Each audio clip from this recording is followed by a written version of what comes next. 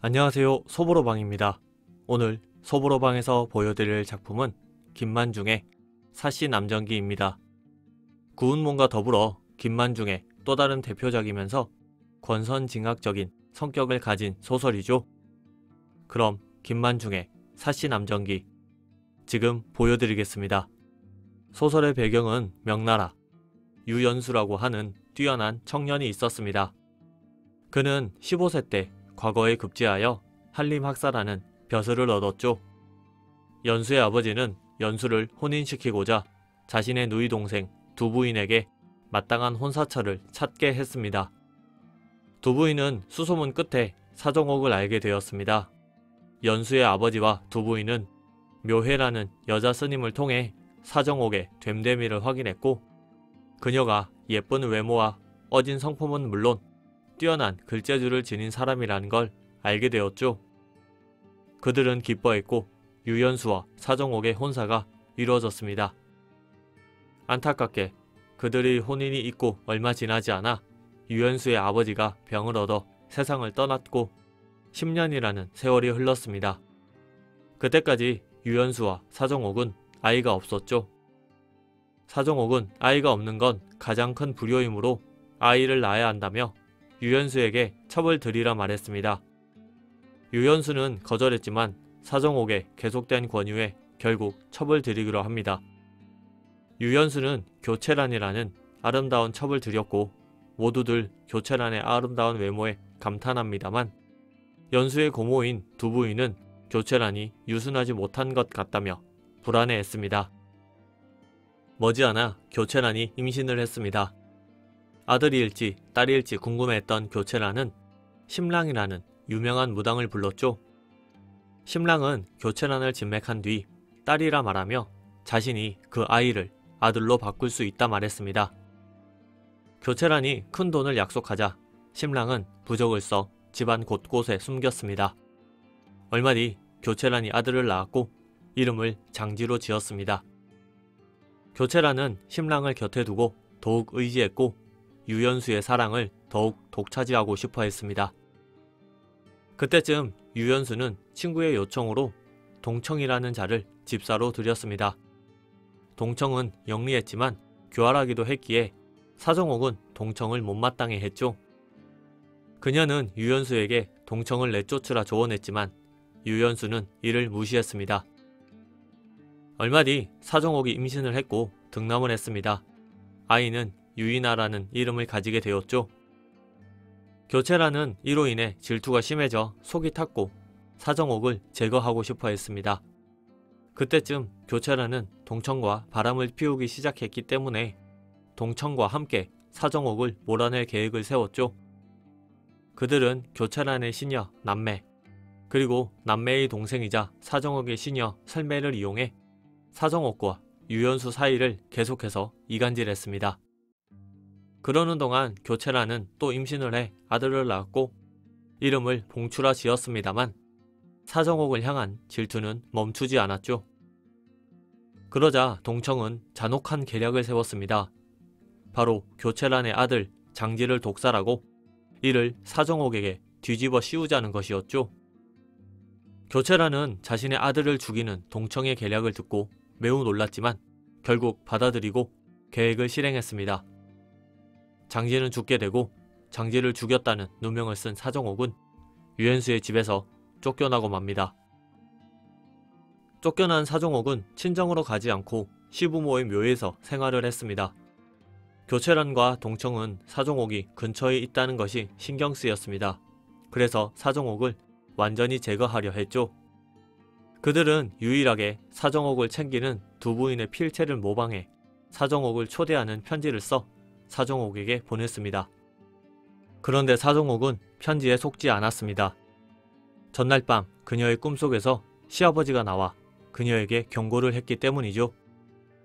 사정옥은 남쪽으로 도망을 갔고 그곳에서 임추영이라는 한 여인에게 도움을 받게 됩니다. 그런데 임추영은 과거 자신이 결혼할 때 인연이 있었던 묘혜 스님의 조카였습니다. 사정옥은 묘혜 스님을 만났고 스님의 암자에서 신세를 지게 됩니다. 한편 유연수가 없는 시간에 항상 붙어있던 동청과 교체란은 유연수마저 없애고 자신들이 유연수의 재산을 모두 가지고 싶어 했습니다. 때마침 동청은 유연수의 책상에서 시국을 한탄하는 글을 발견했죠. 당시 황제는 엄숭이라는 간신배에 속고 있었는데 유연수는 이를 안타깝게 여겼던 것입니다.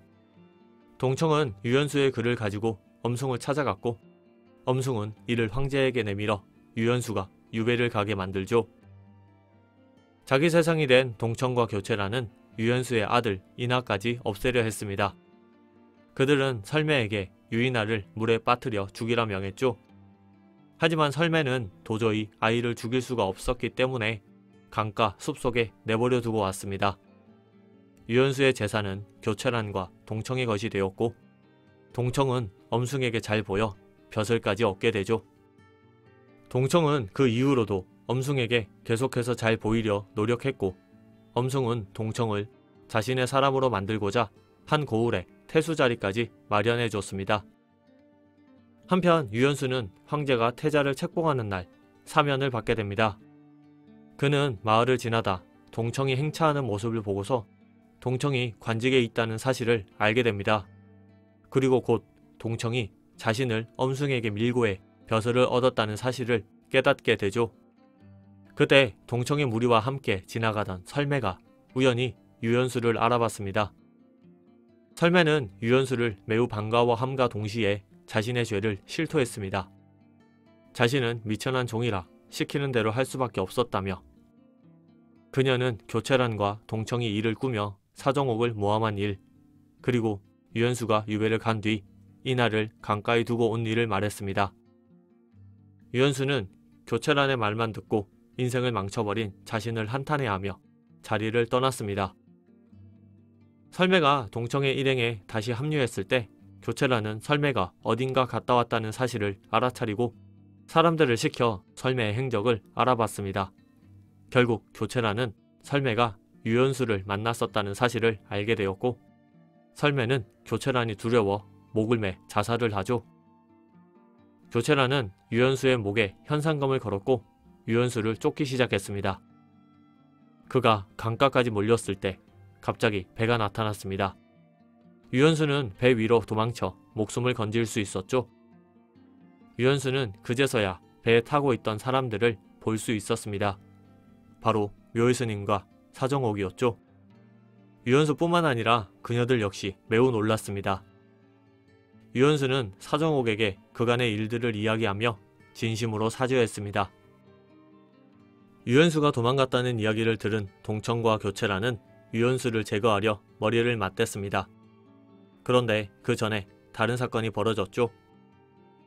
엄숭에게 뇌물을 바치기 위해 백성들의 고혈을 빨아먹던 동청의 악행이 지나쳐 황제의 귀에까지 들어가게 되었고 황제는 동청뿐만 아니라 엄숭의 실체까지 알게 된 것이죠.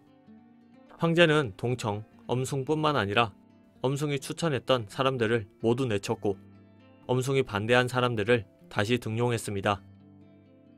이로 인해 유연수는 다시 관직을 얻게 되었고 사정옥과 함께 집으로 돌아왔습니다. 그리고 고모 두 부인을 만나 그간의 이야기를 하며 사죄를 하죠. 유연수와 사정옥은 다시 합쳤지만 유일한 혈육인 인하에 대한 소식이 없어 자식에 대한 생각을 했습니다. 사정옥은 임추영을 이야기했고 유연수와 임추영의 혼사가 추진되었습니다. 그런데 임추영이 유연수 집에 왔을 때 그녀와 함께 온 남동생이 눈에 띄었습니다. 그 남동생은 바로 유연수의 아들 유인하였습니다. 설매가 이나를 강가에 버렸을 때 임추영이 그를 걷어 동생처럼 키웠던 것이죠. 유인하는 자신을 키웠던 유모는 물론 어머니인 사정옥의 얼굴까지 알고 있었습니다. 유연수의 가족은 모두 기뻐했죠. 유연수는 동청과 교체란에 대한 복수를 하려 했습니다. 동청은 황제에게 잡혀가 죽었고 심랑은 다른 죄를 지어 이미 죽었기 때문에 유일하게 목숨이 붙어있는 교체란에 대한 복수를 계획했습니다. 유연수는 교체란을 유인해 그녀를 처단했습니다.